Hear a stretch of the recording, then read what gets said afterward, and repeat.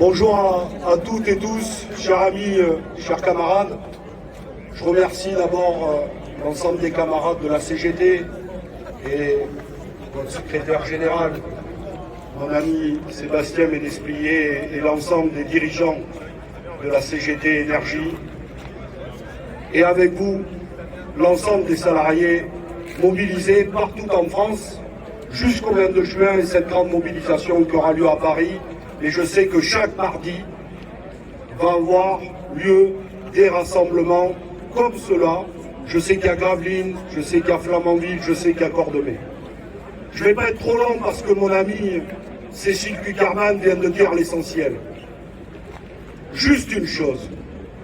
Il y a 75 ans, au sortir de la guerre, dans des conditions terribles pour la nation, un gouvernement avec un ministre qui s'appelait Marcel Paul a fait le choix de nationaliser le gaz et l'électricité.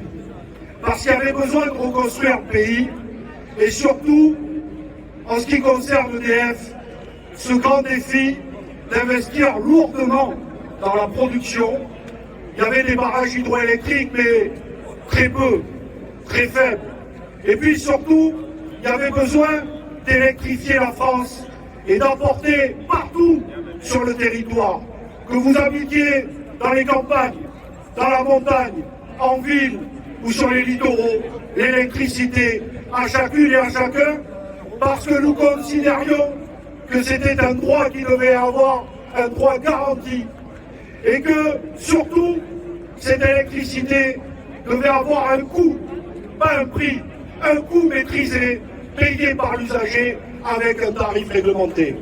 Et donc, pour cela, il fallait une entreprise intégrée qui produisait, transportait, distribuait partout sur le territoire. Une entreprise qui détenait un monopole public. Et tout ceci a bien fonctionné pendant des décennies. Et puis on a investi dans l'énergie nucléaire. Puis on a commencé à investir dans les énergies renouvelables.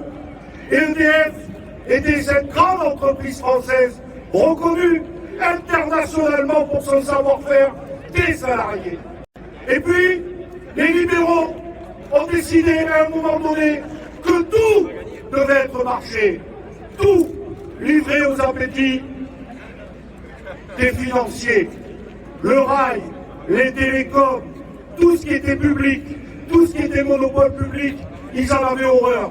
Jusqu'à l'énergie, qui n'est pas une marchandise comme une autre, vous le savez, j'en ferai pas plus long. Et ils ont commencé à démanteler l'entreprise, à la séparer, à casser bout à bout les statuts. Et tout ceci n'a eu qu'un seul effet, alors qu'ils avaient vendu aux usagers que la libéralisation du secteur de l'énergie. Aujourd'hui, nous en sommes à 42 acteurs alternatifs sur le marché, que tout ceci allait leur bénéficier et que la concurrence libre et non faussée allait faire baisser les prix. Eh bien, c'est tout le contraire.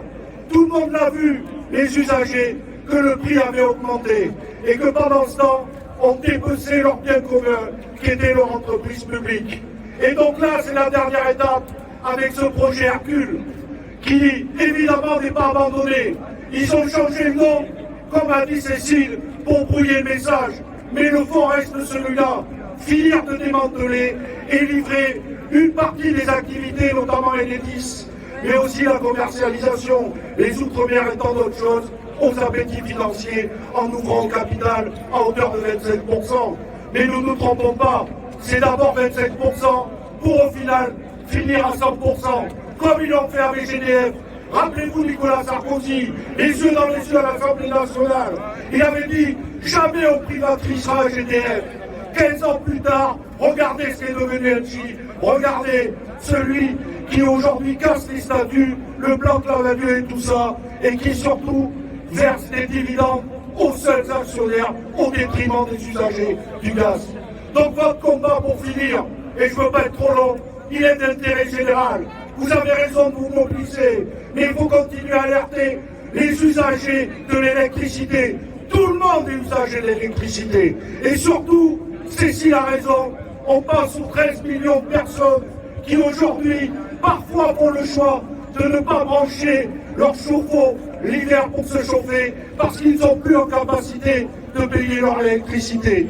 Donc votre combat est un combat d'intérêt général et nous, à l'Assemblée, au Sénat et à la région de mer avec Cécile et Émilie, nous continuerons à défendre un service public intégré, un service public EDF, mais aussi GDF. Merci à vous, continuez à vous mobiliser et nous serons toujours à vos côtés.